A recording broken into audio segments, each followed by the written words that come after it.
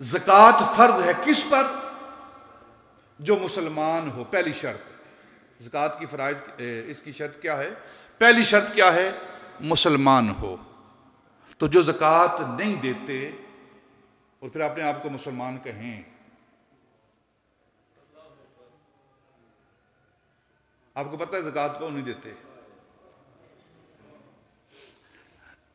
पहली शर्त क्या है? मुसलमान होना। दूसरी शर्त क्या है? आज़ाद होना। तीसरी शर्त क्या है? बालिग होना। चौथी शर्त क्या है ज़कात की, इसकी फर्जियत की?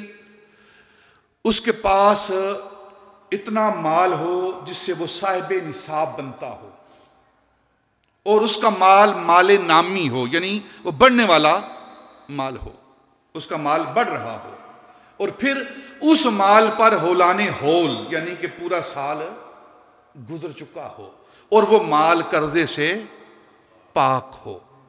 ये शराइत हैं ज़कात की फर्जियत की। अब ये सारी शर्तें अगर पाई जाएंगी तब ज़कात उस पर फर्ज होगी। और उसके बाद साल में एक बार ज़कात उस पर फर्ज है।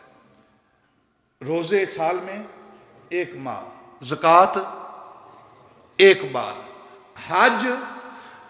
हज उस पर फर्ज है जो साहिबे इस्ताअत हो और सफर करने के काबिल हो, माल उसके पास हो, और जिंदगी में एक बार। और ये सारे के सारे अहकाम नमाज के अलावा ज़कात हो, हज हो, रोजे हों, इन सब की फर्जियत का ऐलान जमीन पर हुआ है। सब की फर्जियत का ऐलान जमीन पर हुआ है। नमाज एक ऐसी इबादत है जिसकी फर्जियत का ऐलान अल्लाह रब्बुल इज़्ज़त ने अपने महबूब को अपनी बारगाह में बुलाकर, अपनी जात का कुर्ब देकर, बुलंदियों पर बुलाकर अल्लाह रब्बुल इज़्ज़त ने नमाज का हुक्म जारी किया है। सारी इबादतें जमीन पर जारी की गई हैं और नमाज को आसमान पर जारी किया गया है।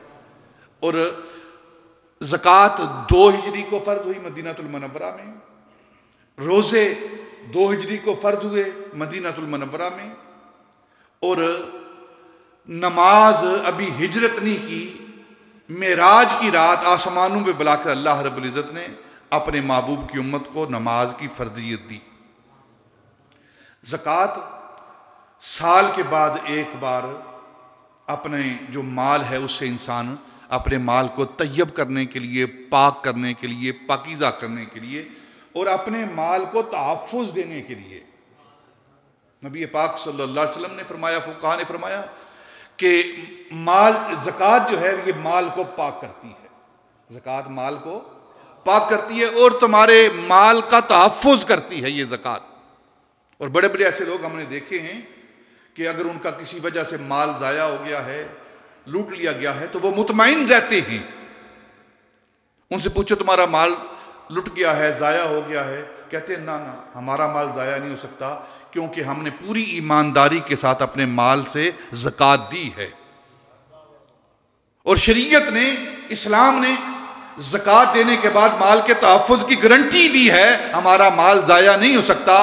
और फिर उनका यकीन इतना कामिल होता है कि थोड़े अरसे के बाद उनका माल उनको वापस मिल जाता है।